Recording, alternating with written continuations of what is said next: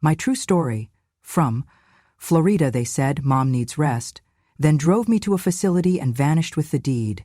But I knew the one thing they didn't. My husband left me a backup will. It looked like a clinic. It felt like a cage. They thought I was asleep. It's always the first mistake people make about the elderly. They assume silence means surrender. But silence is a kind of listening. And I had been listening, motionless under the thin hospital blanket, while their voices sliced through the wall like blades wrapped in honey. She started talking to the cats again, Greg, my daughter Jen whispered. Her voice had that edge I'd heard too often lately. That's a sign, isn't it? Before she bites someone or sets the kitchen on fire. Don't you think it's time? Greg, always so eager to be part of the conversation, replied, Honestly, we should have done this a year ago. She's sitting on a pile of assets and has no clue how to manage them. If we don't act now, we're idiots. Come on, Jen said. You saw the mail last week. She donated to some random animal rescue. $500 for a blind dog named Butterscotch? They both laughed. I didn't move. I focused on the sound of their footsteps shuffling closer to the door. She doesn't remember what year it is half the time, Greg continued. And her handwriting looks like chicken scratch. That's documented cognitive decline. We just need the doctor to sign off, Jen said. She'll be in the system before the week's out. A third voice joined them then. A woman, older than Jen but younger than me, with that clinical tone that doesn't belong to anyone's mother. Is she still lucid? Jen scoffed. She called me by her sister's name yesterday. Aunt Lila died in 2009. She forgot to turn off the stove, Greg added, and she told the nurse she talks to my father, who's been gone for 3 years. I wanted to sit up, scream, I never said that, but I knew better. I stayed still. We've locked up the meds, Jen said, and we're having the will sealed. Once she's fully admitted, we can manage her estate as needed. And if anyone asks, Greg said smoothly, we just tell them she confuses names, forgets faces. That's enough. The third voice responded flatly. It's not illegal if it's in her best interest. I didn't sleep that night. The room they left me in was white, blindingly white. The overhead lights hummed like electricity on a fence line. There was no window, just a pale yellow curtain over a wall that hid nothing. No clock, no calendar, no way to tell how many days had passed since I was dragged from my home with a packed bag and too many promises. The bed had metal rails, cold even through the blanket. A camera blinked red in the upper corner. I stared at it until my eyes watered. Every few hours a nurse came in, never the same one twice. They handed me pills in a paper cup, watched as I swallowed, then left without a word. I kept the pills under my tongue, spit them into tissues, and hid them beneath the mattress. I wasn't going to let them fog my brain again. The hallway outside echoed with quiet suffering. A woman 2 rooms down cried out every night, calling for a daughter who never came. Someone further down coughed constantly, wet, rattling, like the end of something. I never saw their faces. Once I asked the nurse what day it was. She smiled in that way people do when they don't want to tell the truth and said, It's Tuesday, I think, or maybe Thursday? She didn't check. She didn't care. They gave me a book to read, large print, the kind they hand out at airport terminals or waiting rooms. I flipped through the pages, didn't read a single line. I was too busy listening, watching, remembering. I remembered everything. The day Greg first mentioned streamlining my accounts. The way Jen had started saying our house instead of your house. The look on her face when I said no to dividing the property. It had changed from pity to something else. Something colder, sharper. Now I understood. They hadn't brought me here to recover. They had brought me here to vanish. My body was accounted for, but everything else, my rights, my voice, my past, had been scrubbed clean. I was to be observed, medicated, managed. My only job now was to forget. But I wasn't going to. The worst part wasn't the silence. It was the pretending. Each nurse who called me sweetie while holding a clipboard full of lies. Each orderly who smiled while ignoring my requests for a phone. Each locked door, each scripted meal, each time they changed my clothes without asking. On the third night, I made a decision. I pulled the thin blanket up to my chin, closed my eyes, and said nothing. When they checked my vitals, I smiled faintly and asked if Henry had been fed. Henry wasn't real. Or maybe he was. A cat I'd imagined during the loneliest days. Either way, the nurse nodded and made a note in my chart. "She's declining," I heard one say later. "She's losing touch." Good. Let them believe I was slipping. Let them build their case. I would let them underestimate me all the way to their own ruin, but in the meantime, I would wait, quietly, like a seed buried in winter. And when the moment came, I would remember how to bloom. When John died, Jen held me like a child holds on to the last light in a room going dark. "You're my hero, Mom," she whispered into my shoulder. "You always were." I remember her trembling in my arms, and I remember thinking, at least I still have her. The funeral passed like a gentle wave, quiet, respectful, just as John would have wanted. Jen gave a tearful eulogy. Greg stood beside her with his arm around her waist, the perfect picture of a grieving son-in-law. He didn't notice then how tightly he held her, like he already owned something. It started slowly. Greg offered to help with the bills. "Just until things settle," he said. He spoke the language of numbers, charts, portfolios, passive income. I didn't understand all of it, but I knew enough to feel the shift. Then came the questions about the house. "It's too big for you now, don't you think? You could simplify. Have you considered dividing it among the grandkids? Make things tidy." "Tidy?" I repeated, staring at him. "This house is not a document, Greg.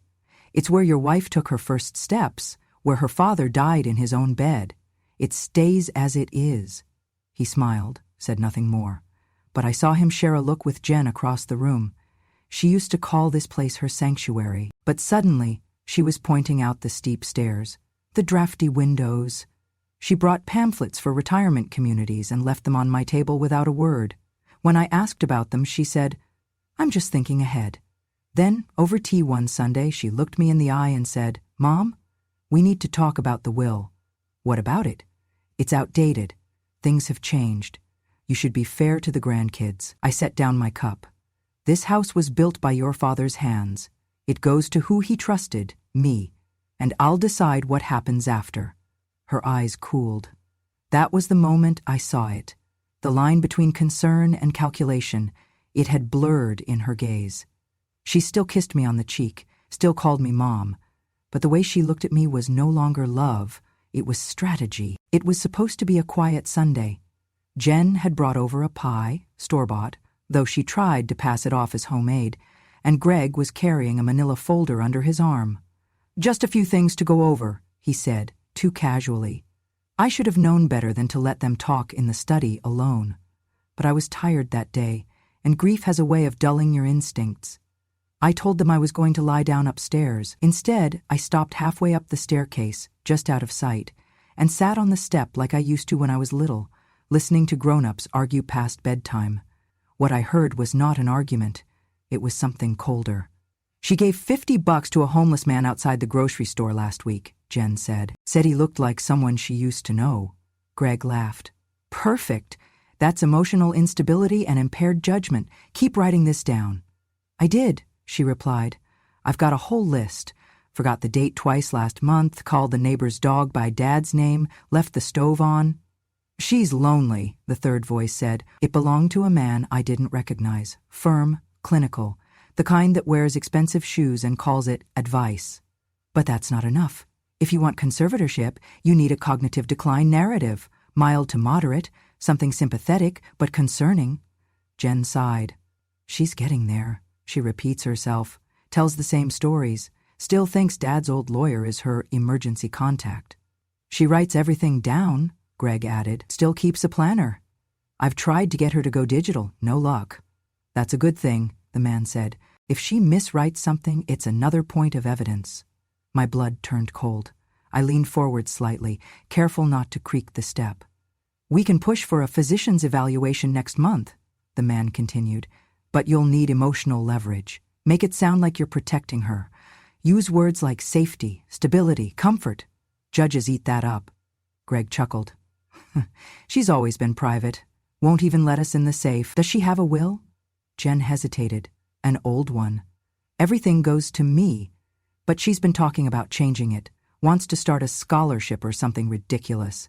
The man responded flatly. "Then now's the time to act. One signature, and you'll have medical authority. From there you can lock down finances, freeze her accounts, and manage her estate. And if she fights back?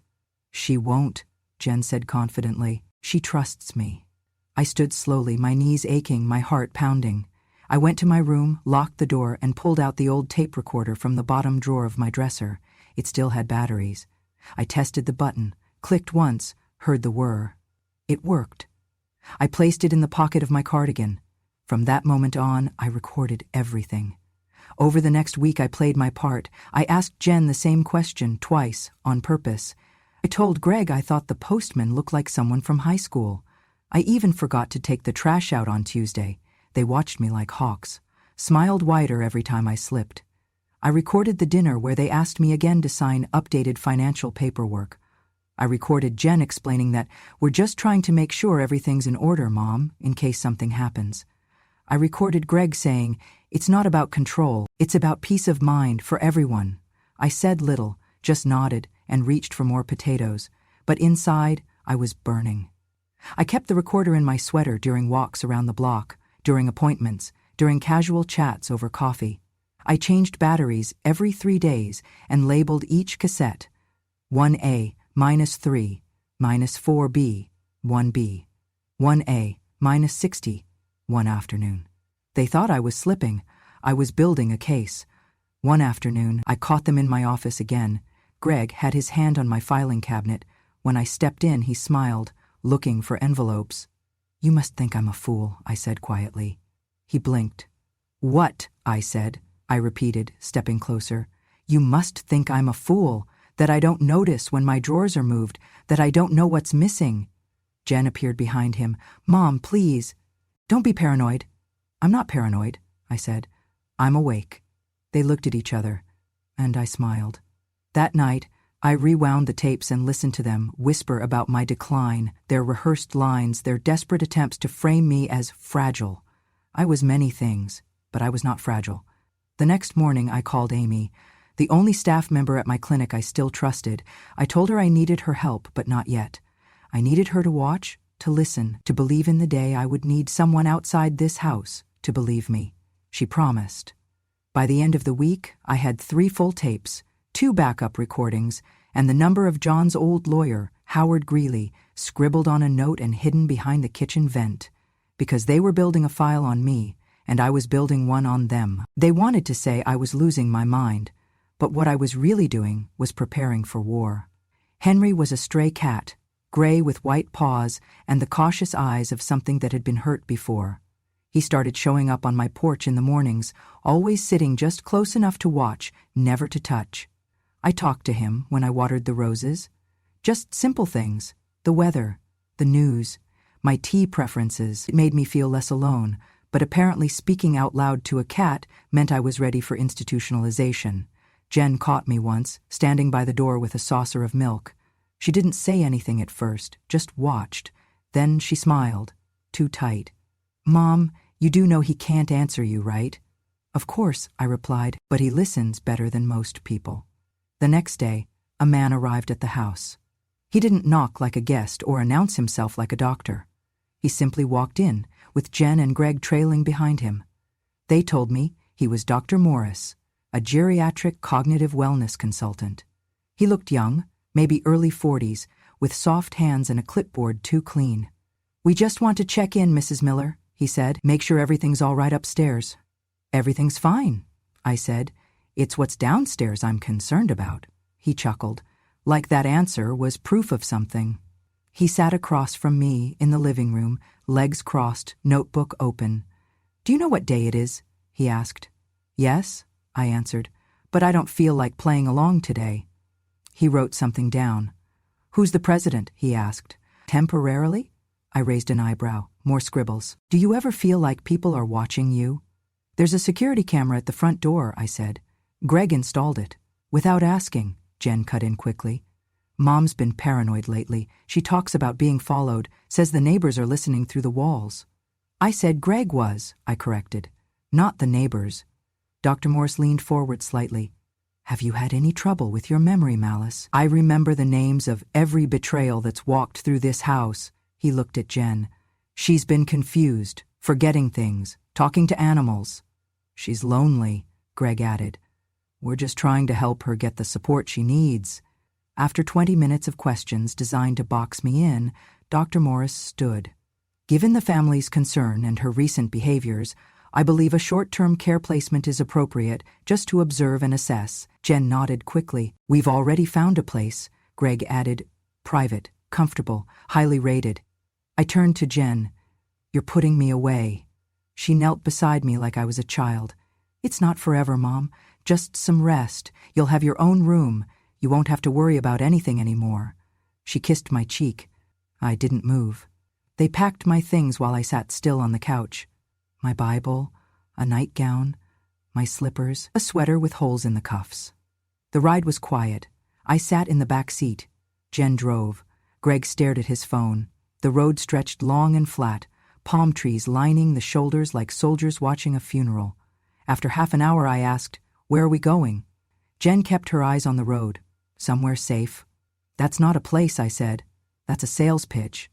Greg sighed. "It's a facility, Palm Glen. You'll like it. They have a garden." "I have a garden," I snapped. "You'll be comfortable," Jen said. "You'll be taken care of." I looked out the window. The sun was setting over a warehouse district. Rusted fences, barbed wire, flat roofs. There was no ocean, no garden, no comfort. "Where are we going?" I whispered. Jen didn't answer. Greg did. "To a place where you don't have to worry anymore." We pulled into a long driveway. Beige buildings, no windows on the lower floors. A sign, Palm Glen Wellness. A locked gate, 2 security cameras, 1 nurse waiting in the doorway with a clipboard. I didn't get out at first. Jen opened my door. "Come on, Mom." I turned slowly, looked her dead in the eyes.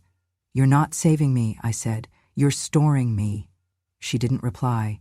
Inside, the floors were polished, the walls were pale green, the lights were too bright.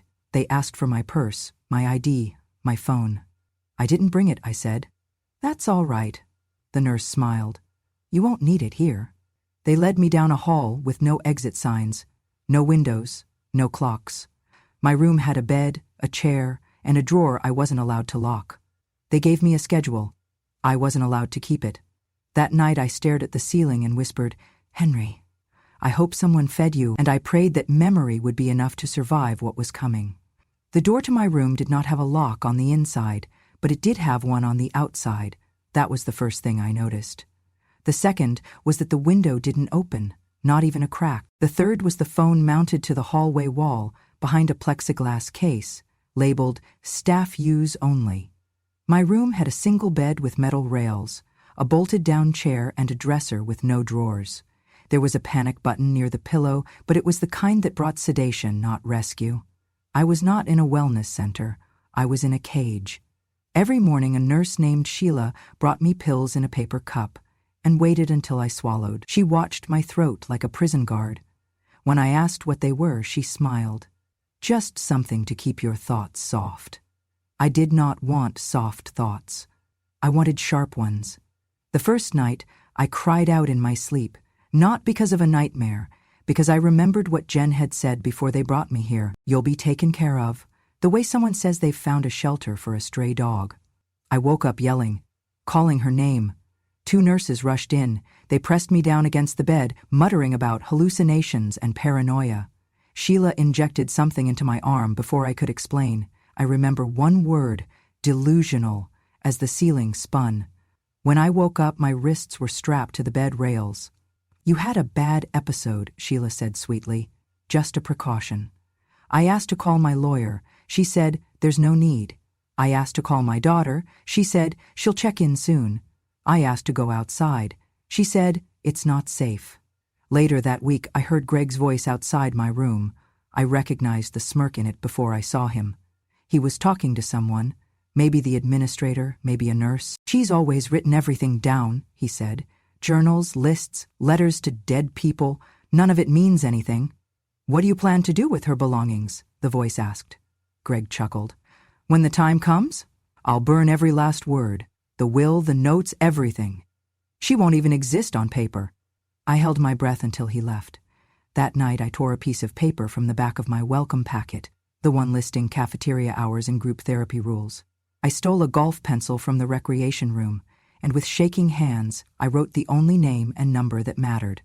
Howard Greeley, John's old friend, the lawyer he trusted when no one else would do. I folded the paper, wrapped it in the lining of a tissue, and tucked it into my sock. 2 days later, during bed check, Sheila found it. "What's this?" she asked, unfolding the tissue. "A prayer," I said. She read it, paused. "A lawyer?" she said. "Why?" "He helped bury my husband," I replied. "I'd like him to help bury me too." She didn't laugh. She confiscated the note and left. I felt the walls close in tighter, but I still had one chance. The next morning I wrote it again, smaller this time, on a corner of the bathroom paper liner. I rolled it into a sliver and wrapped it in bread during breakfast. Then I swallowed it. No one saw. No one cared.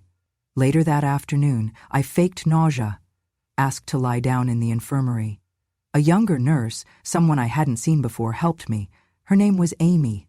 She had soft eyes. When she leaned over to tuck the blanket under my arms, I whispered, "Can you keep a secret?" She looked at me for a long second, then nodded.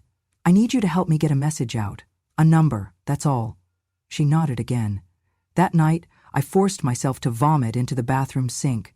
The paper came up, still intact. I rinsed it, dried it, placed it in a bandage wrapper. Amy found it during her shift change. She didn't say a word, she just took it. The next morning, the pills came again. The hallway still had no windows.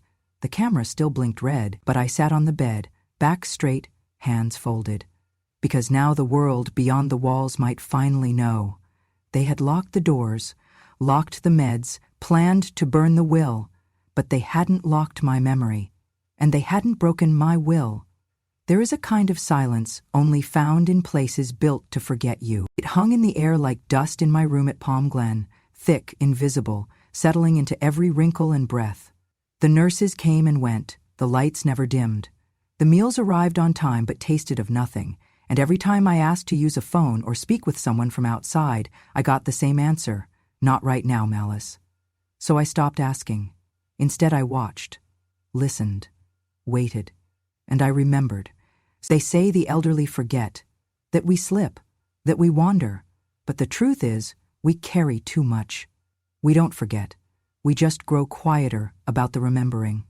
I remembered every word Jen had said, every document Greg had touched, every look of pity turned into calculation, and I remembered John's voice in my head, steady as ever. "If anything goes wrong, find Howard. Howard Greeley, the only man John ever trusted with our will." The number was etched in my mind, the digits burned behind my eyelids each night. But memory alone wouldn't save me. Amy was the first person who looked at me like I was still whole. She was young, barely old enough to drink, a nursing student finishing her clinicals. She came in for the night shift, always around 7:15, always with a clipboard and a quick smile. One evening, as she helped change my sheets, she leaned close and whispered, "I know you're not gone." I didn't respond, not at first. I wasn't sure it was safe. But the next night, I waited until the hallway was quiet. Then I whispered back, "I need your help." Amy nodded once. "What do you need?"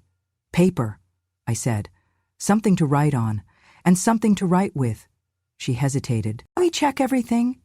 "Then bring nothing you need back." She returned the following evening with a strip of torn notepad and the back of a broken pen, slid them under my pillow without a word. That night, I wrote with the steadiness of someone who had been silent too long. To Mr. Howard Greeley, my name is Malice Miller. I am the widow of John Miller. I am being held without legal cause at Palm Glen Wellness Facility. My daughter and her husband orchestrated this detainment under false medical pretenses to gain control of my estate. I am of sound mind. I need your help. Please do not forget me, Melise. I folded the note 3 times. Amy came in at shift change. She tucked it into her sleeve. We said nothing. The next few days dragged like years. I went back to playing the part, confused, compliant, slow to respond. I asked who the president was. I forgot the date on purpose. I asked if Henry, the imaginary cat, had been fed. The staff nodded sympathetically and made notes on their clipboards. I wasn't worried about their notes. I was worried about the letter. Had it made it out? Had Amy sent it? Was Howard still alive? Would he remember me? Would he believe me? Some nights I doubted everything. Other nights I sat up in bed, repeating every word I'd written until they lived in my bones. I am of sound mind. I am of sound mind. I am of sound mind. And then, one Tuesday afternoon, something shifted. Amy walked past my room with a stack of linens and didn't stop. But as she passed, she dropped a single paper napkin onto the floor. I waited 5 minutes before picking it up. On the underside, written in the corner in tiny block letters, were 4 words. Letter delivered. He's coming. I stared at the napkin until the words blurred. My hands didn't shake. My heart didn't race. I just breathed. I had survived the silence. Now, someone else knew. I was no longer forgotten, and I was not done remembering. It happened on a Thursday morning. I knew something was different the moment the nurses started whispering. The halls buzzed with a nervous energy I hadn't felt since I arrived at Palm Glen. Doors opened and closed faster, a clipboard dropped. Then came the sound of heels, confident, sharp, not medical. Amy slipped into my room without a word. She didn't smile. She just handed me a cardigan I hadn't seen in weeks. My own, the blue one with John's initials stitched on the inside, and whispered, "They're here." Outside my windowless room, the world had cracked open. A camera crew stood in the main hallway. A tall woman with a Channel 7 mic pinned to her jacket was speaking directly into the lens. Behind her, I saw 2 sheriff's deputies and, just behind them, Howard Greeley. He looked older, but his eyes were exactly as I remembered, sharp, kind, and unafraid. The director of Palm Glen was red-faced, flanked by staff who suddenly didn't know where to look. "I'm here for Malice Miller," Howard said, voice calm but firm. "We've submitted a petition for her immediate release under elder abuse protection statutes. I have legal authority and evidence of unlawful confinement." The reporter turned to her cameraman. "Roll on that." They escorted me into the common area, 1 chair, a fake plant, and 3 cameras. I sat, weak in body but straight-backed. Amy stood behind me, her hands lightly resting on my shoulders. Howard placed a recorder on the table. This device contains multiple conversations between Malice's daughter, Jennifer Miller, and her son-in-law, Gregory Hayes. In these recordings, they explicitly plan to fabricate symptoms of dementia in order to seize control of Malice's estate. The sheriff nodded. "We've reviewed them." The reporter leaned forward. "Mrs. Miller, do you remember making these recordings?" "I remember everything," I said. And I meant it. A door slammed. Jen appeared, breathless and pale, dragging Greg by the wrist. "What is going on?" she demanded. "She's ill. She's confused. She's been making things up for months." "She's my mother," Jen shouted. "You're all believing the ramblings of a senile old woman?" I stood slowly. Amy helped me. I pulled a folded page from my pocket. My handwriting, my history. "I remember," I said, voice shaking but steady. "The day my daughter was born. I remember holding her as she cried through heartbreaks and victories. I remember every time she called me a hero." I unfolded the paper. "I remember the day she looked at me and saw a burden instead." Jen's face crumpled. I continued.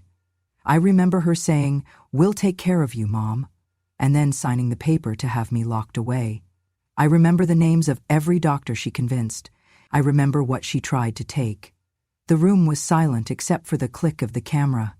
"I may be old," I said, "but I am not gone." I looked directly at my daughter. "What's right," I said, "never requires locking a door on your own mother." And with that, I stepped outside into the light. The house hadn't changed much. The paint had chipped a little more near the porch steps, and the mailbox leaned slightly to one side, but everything else was just as I remembered. The gate opened with a groan, as if even it had missed me. And when I stepped over the threshold, I swear the floorboards sighed under my feet, not from age but from relief. I was home. The sheriff's department had already been through Jen and Greg's house. Bank accounts were frozen, transactions flagged. The beach property they'd started remodeling was under federal investigation. Their attorney had nothing to say once the recordings went public.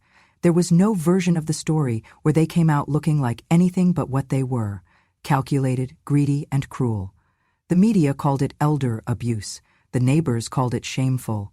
I called it over. I walked through my house slowly, touching everything, the corners of picture frames, the grooves in the banister, The dining table where I'd once braided Jen's hair while she cried over math homework. In the kitchen, the glass cookie jar was still there, empty, but whole. I washed it and filled it with new cookies. Chocolate chip, my favorite, not hers. The next morning I stood on the porch with a cup of tea and watched the sun rise over the same street I'd seen for 40 years. Mrs. Clark from across the way waved.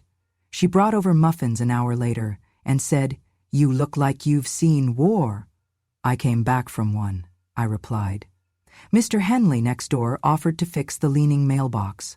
I let him, not because I couldn't do it, but because I didn't want to lift a hammer that week. I had earned the right to rest. I spent my days pruning the garden. The roses had suffered under neglect, thorns wild, petals wilted, but they were still alive, like me. I planted a new bush, red and defiant, right in front of the window Jen used to climb out of during high school. Inside, I sorted through the boxes they hadn't touched. Old journals, letters, John's cufflinks, a photo of Jen in her graduation cap, smiling at me like I was the only thing in the world she needed. I kept it.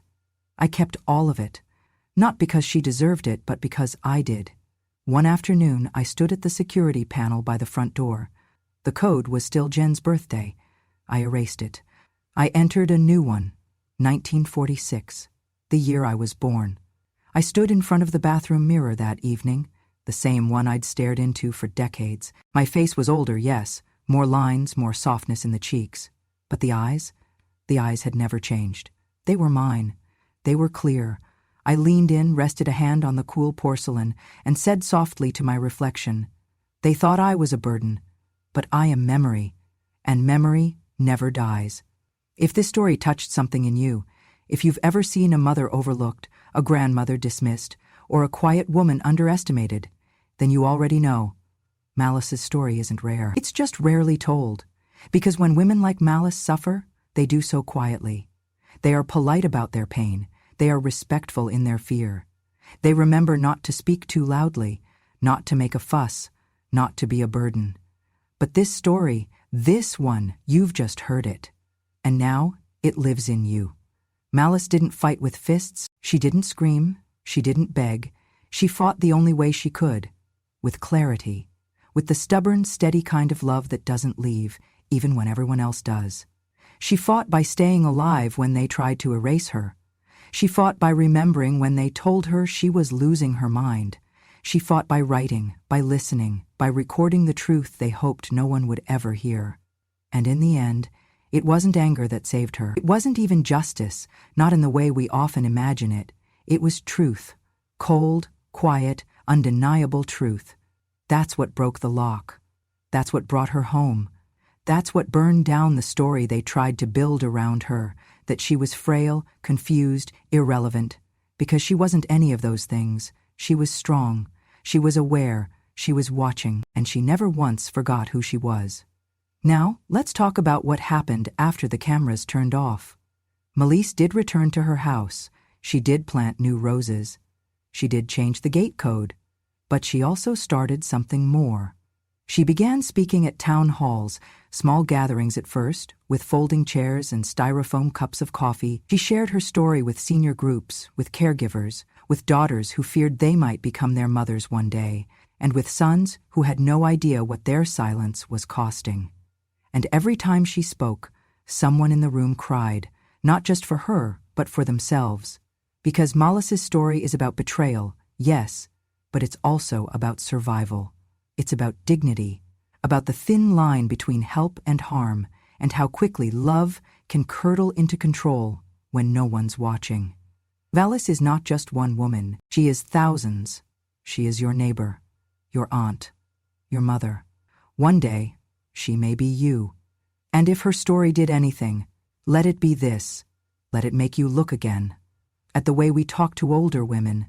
At the way we assume they don't know better, can't remember, or shouldn't have a say. At the way we reduce them to their medications, their routines, their decline. Let it make you ask, who is protecting them when no one else is? Because if it weren't for one brave nurse, one stubborn memory, and one forgotten lawyer's number scribbled on the back of a napkin, Malice might have disappeared. erased from her own life, signed away by the very hands she once held through nightmares and fever. Instead, she stands now in her own doorway, sunlight on her face, wind in her hair. The house is hers again, the garden is growing, and somewhere in a dusty drawer that original will still lives, untouched, unburned, still bearing her name. So thank you. Thank you for walking this long road with her, for sitting with the pain, for not looking away, for hearing her voice when others told her to stay quiet.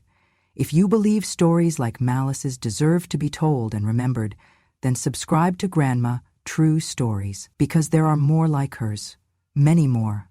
And the world may try to silence us, may try to shame us, lock us away, or rewrite our endings. But here, we write our stories back into the world.